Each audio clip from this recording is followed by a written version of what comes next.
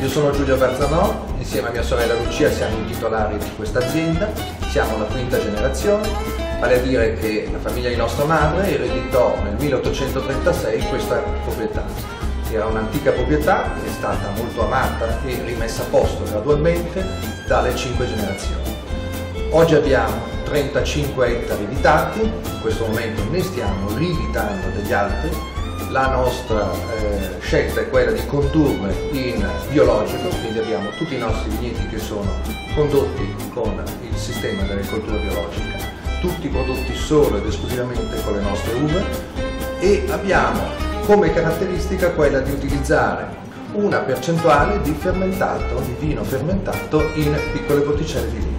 L'altra caratteristica che ci contraddistingue è sicuramente quella di avere una buona percentuale di Pinot Bianco che usiamo su varie cuvée. Il Pinot Bianco per noi quindi una delle caratteristiche principali dell'azienda.